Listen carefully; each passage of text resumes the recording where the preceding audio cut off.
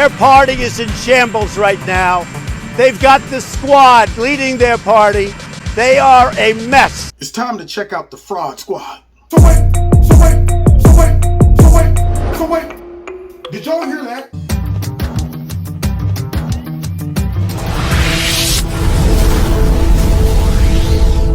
This video is brought to you by Extreme Tees. Click on the link below.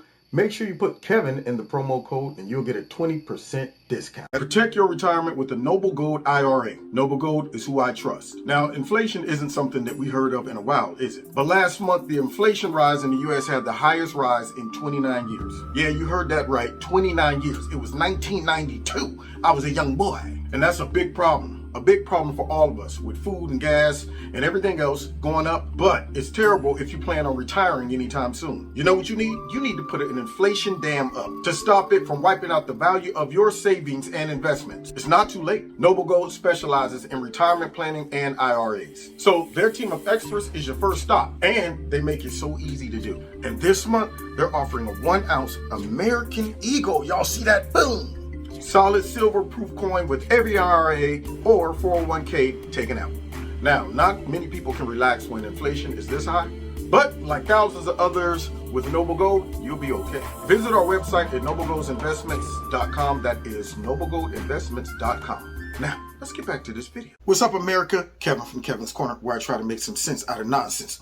Yeah, man. And ever since the squad has gotten into Congress, it's been nothing but chaos and nonsense.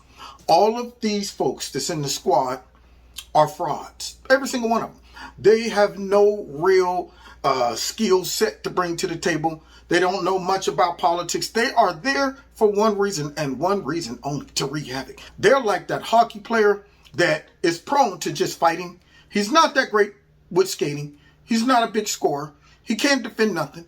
And when everything is going belly up and the game seems like it's lost, they're like, well, we got 2 minutes left. We're down 3 pucks. Tell you what, Jim, are you ready? And Jim is sitting down there with his stick, but he knows he's not going to use it because he gets sent in to fight, to wreak havoc. G don't even go out with a stick. He just throws his stick down, goes out, taking his gloves off immediately and starts swinging on all the other players. He's the ruckus starter, and that's what the squad is.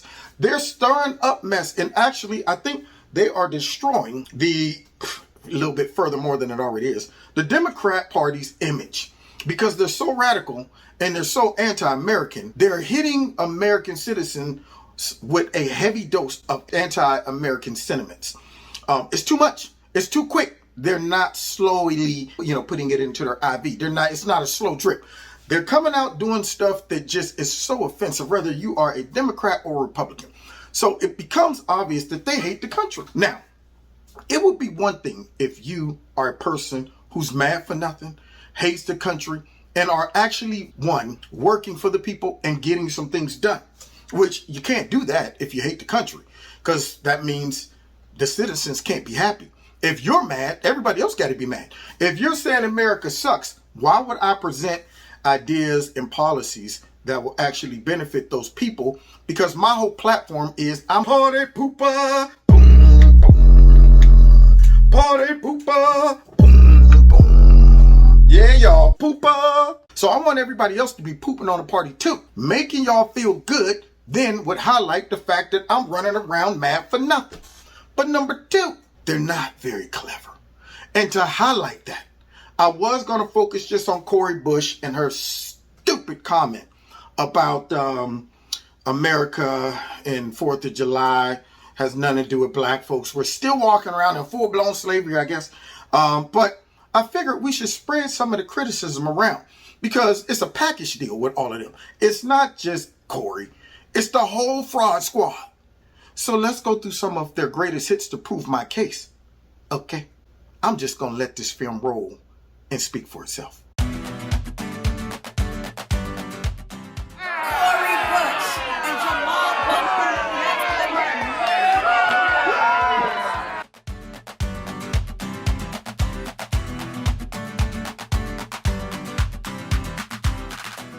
I can't let you go. She's looking at herself on television right now.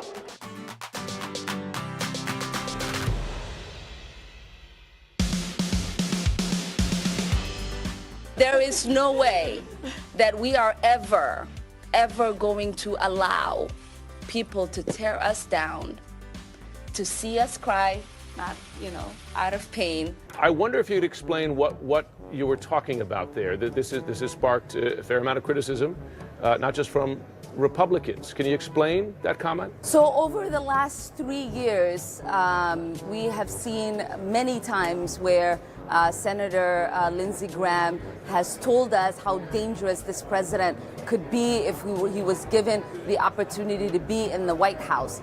And all of a sudden, he's made not only a 180 turnaround, but a 360 turnaround. And so I am pretty sure that there is something happening with him, whether it is something that has to do with his funding when it comes to running for office, whether it has something to do with the polling that they might have in his district, or whether it has to do with some sort of leadership within the Senate. He is somehow compromised to no longer stand up for the truth and to make sure that he is fighting to protect the oath that he took in serving the American people. That some people did something. But that's quite a charge to make. You say you're pretty sure. Based on what evidence? What facts? That's a remarkable comment to make about a sitting U.S. senator. That some people did something. The evidence really is present to us. It's being presented to us in the way that he's behaving. But that's not evidence. That's your opinion. They are a mess. But now, as a sitting member of Congress, you would have tweeted, "They got him on this." Again, just based on what evidence, Congresswoman? My tweet was just an opinion based on what I believe to be visible to me, and I'm pretty sure there are lots of Americans who agree on this. What? Are you kidding me? What? Are you kidding me? What? Are you kidding me? What? Yeah, man. That nonsense don't make no sense. Tonight, Congresswoman Ilhan Omar under fire again after telling the Council on American Islamic Relations, known as CAIR, that the worst terror attack on American soil was, quote, some people did something. CAIR was founded after 9/11 because they recognized that some people did something and that all of us were starting to lose access to our civil liberties. Now, growing backlash. They are a mess. Why your confusion? On that day, 19 Islamic terrorist members of Al-Qaeda killed over 3,000 people and caused billions in dollars of economic damage. Is that clear? But as to whom? I was attacked. Your relatives and friends were attacked. Our constitutional freedoms were attacked. And our nation's founding on Judeo-Christian principles were attacked. That's what some people did. To ever make us feel like our certificate is less than theirs. Another world is possible. There needs to be unrest in the streets for as long as there's unrest in our lives. Yes, it is possible to legislate justice and accountability. There needs to be unrest in the streets. People over profits. Joy over trauma. There needs to be unrest in the streets. Freedom over fear. There needs to be unrest in the streets. Yes, it is possible to write budgets that actually value Black lives. There needs to be unrest in the streets. They are a mess. It does not matter how much I disagree or how much it incenses me or how much I feel that people are dehumanizing others. I will not do that myself. Of course, the dynamic there in terms of geopolitics and the war in the Middle East is very different than people expressing their First Amendment right to protest. Well, yes, but I also think that what people are starting to see, at least in the occupation of Palestine, is just an increasing crisis of humanitarian condition. You use the term the occupation of Palestine. What did you mean by that? I think what I meant is like the settlements that are increasing in some of these areas and places where or Palestinians are experiencing difficulty in access to their housing and homes. Do you think you can expand on that? Yeah, I mean, I think I'd also just, I am not the expert on geopolitics on this issue. They are a mess. Just last year, we gave the military a $700 billion budget increase, which they didn't even ask for. She's confusing the entire military budget, Pete, with the increase. They are a mess. Nancy Pelosi, do you recognize her as the leader for the House Democrats? Of course. I think absolutely right now, you know, she... Go ahead, please. She is the leader of I will not allow people to change and create hatred in our hearts. We're here in Kansas City to rally for Brent Welder. We're gonna flip this seat red in November. Weak minds and leaders challenge loyalty to our country in order to avoid challenging and debating the policy. I think that there's a lot of people more concerned about being precisely, factually, and semantically correct than about being morally right. They are a mess.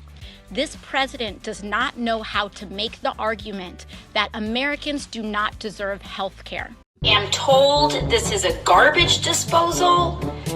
I've never seen a garbage disposal. I never had one in any place I've ever lived. It is terrifying. I don't know what to use it for or what its purpose is. Like food scraps? Like, is this environmentally sound? I don't know. He does not know how to defend his policies. So what he does is attack us personally. And if we work our butts off to make sure that we take back all three chambers of Congress, all three chambers of government, the presidency, the Senate, and the House. And that is what this is all about. They are a mess. It is historic that this year of all years, we're sending a black working class single mother. It's Cori Bush, who knows nothing, by the way, knows nothing about anything at all, says, when they say that the 4th of July is about American freedom, remember this, the freedom they're referring to is for white people. This land is stolen land and black people still aren't free. Tell them who's been fighting for black rights from Ferguson all the way to the... They are a mess. Halls of Congress. All the proof that you need that black people are free in this country is that you got elected when you don't even know what the hell you even talking about. The wealthy should pay their fair share. Yes, wealthy should pay their fair share. What is a fair share? What percentage? So you're saying that you're saying that they're paying their fair share is what you're saying. No, I'm asking what percentage is a fair share? Their fair share, the same, if a third of my money is going to taxes, then I think a third of their money should be going to taxes. Well, it does. I'm trying to understand because you realize the effective tax rate on the poor is less than it is on the rich, right? What is it? Okay, so first of all, I'm not the poor. Said go to Jewish. I'm very close to that line, but I'm not the poor. Okay, so the effective tax rate on the middle class is less than it is on the rich, correct? Look for yourself. They are a mess. What fair share would you like to change the tax rate to on the wealthiest what percentage of Americans so it's a fair share? So let's say the wealthy 1% could pay, let's say if they paid, let's just give them 45%. So wait. Did y'all hear that? The Equality Act is a landmark civil rights bill to make clear that discrimination against LGBTQIA people has no place in our society. It rectifies an unacceptable situation and sets forth comprehensive protections against discrimination on the basis of sexual orientation or gender identity. And it occurred to me that we're talking about fear versus love. We're talking about fear versus freedom. And I didn't intend to say this today, but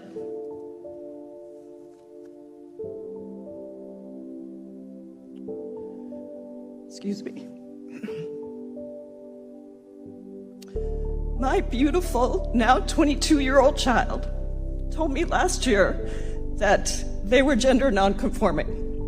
And over the last year, I have come to understand from a deeply personal mother's perspective. I've always been a civil rights activist. I've always fought for my constituents and my communities to have equal rights. But from a mother's perspective, I came to understand what their newfound freedom. It is the only way I can describe what has happened to my beautiful child. I will say Bernie Sanders people You guys are crazy! You're an animal! Get a job!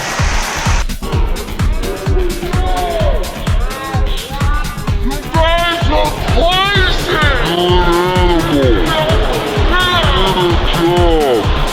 Bullies don't win. And I said, baby, they don't. Because we're going to go in there, we're going to impeach the mother. Because someone has a person of color, a black person working for them, does not mean they aren't racist. And it is insensitive that some would even say the fact that someone would actually use a prop, a black woman, in this chamber, in this committee, is alone racist in itself. Donald Trump is setting Mr. Chairman, I ask that her words be taken down. President, I reclaim my time. Mr. Chairman, setting a precedent. Mr. Chairman, that the highest office can be attained. Mr. Chairman, the rules are clear. Mr. Chairman, I yield the rest of my time.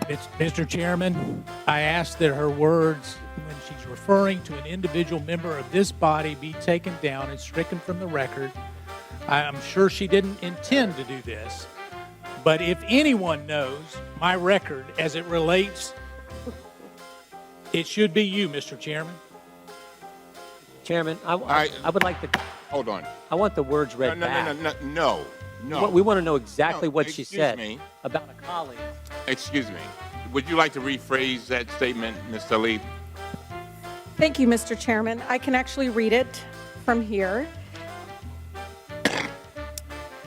Just to make a note, Mr. Chairman, that just because someone has a person of color, a black person working for them, does not mean they are racist. And it is insensitive that someone would even say racist, say it is racist in itself, and to use a black woman as a prop to prove it otherwise. And I can submit this for the record. If a colleague is thinking that that's what I'm saying, I'm just saying that's what I believe to have happened. And if, as a person of color in this committee, that's how I felt at that moment, and I wanted to express that. But I am not calling the gentleman, Mr. Meadows, a racist for doing so. I'm saying that in itself, it is a racist act. Well, I hope not, Mr. Chairman, because I need to be clear on this particular... Mr. Chairman... Mr. Meadows, wait a minute. I've defended you with false accusations. Mr. Meadows, I'm the chair. Yes, sir, you are. Thank you. I will clear this up. Now, Ms. Tlaib, I want to make sure I understand. You were not intending to call Mr. Meadows a racist, is that right?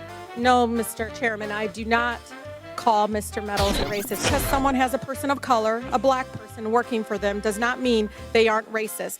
The fact that someone would actually use a prop, a black woman, in this chamber, in this committee, is alone racist in itself. I am trying, as a person of color, Mr. Chairman, just to express myself and how I felt at that moment. And so, just for the record, that's what was my intention. All right. Yeah. Mr. Meadows. Mr. Chairman, there's nothing more personal to me than my relationship.